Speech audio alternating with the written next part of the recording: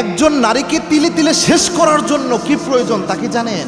এটা হলো তার স্বামীর অবহেলা, স্বামীর অবহেলা, স্বামীর অযত্ন একটা নারীকে ভিতরে তিলে তিলে শেষ করে দেয়। এবং একটা হাদিস এই ক্ষেত্রে আপনি জেনে রাখেন, তাহলে বুঝতে পারবেন কত ভয়ঙ্কর একটা হিসাব কিয়ামতে আপনার ক্ষেত্রে হবে।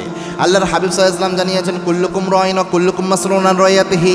একজন স্বামীকেও আল্লাহ জিজ্ঞাসা করবেন, সব দায়িত্বশীলকে আল্লাহ জিজ্ঞাসা করবেন তার দায়িত্বের ব্যাপারে। এবং আল্লাহর হাবিব জানিয়েছেন, ফারদান বি ফারদান, একা একা আল্লাহ কিয়ামতের ময়দানে উঠাবেন, একা একা উঠাবেন।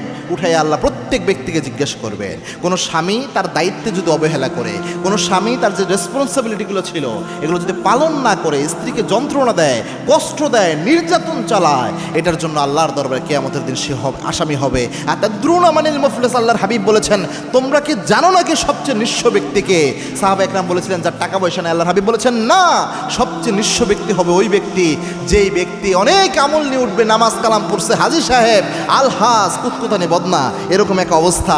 কিয়ামতে যখন উঠবে এই ব্যক্তি, দেখবে তার স্ত্রীর উপর জুলুম করেছে, স্ত্রীর উপর মানসিক নির্যাতন চালিয়েছে, আরেক ভাইয়ের সম্পদ নষ্ট করেছে, আরেক ভাইয়ের হক নষ্ট করেছে, এরকম হাজার জুলুম করেছে। কোরআনের জন্য ইসলামী আন্দোলনের লোকদেরকে ধরে ধরে জেলখানায় ভরেছে, বিভিন্ন সময় মানুষের উপর নির্যাতন চালিয়েছে, কোরআনের মাহফিল বন্ধের পায় তারা করেছে। এই যে জুলুমগুলা করেছে, আমল সব দিতে হবে। যত হজ করছে আর উমরা করছে সব আমল বান্দাদের দিতে হবে। দিতে দিতে নিঃস্ব হয়ে মানুষের গুনাহ কাঁধে নিয়ে যে ব্যক্তি জাহান্নামে যাবে, এ হবে সবচেয়ে নিঃস্ব। এজন্য খবরদার, আপনার স্ত্রী হোক তবুও তার উপর জুলুম করলে আপনি ভীত থাকেন, কারণ এটার জন্য কিয়ামতের দিন আল্লাহ ধরে ফেলতে পারে।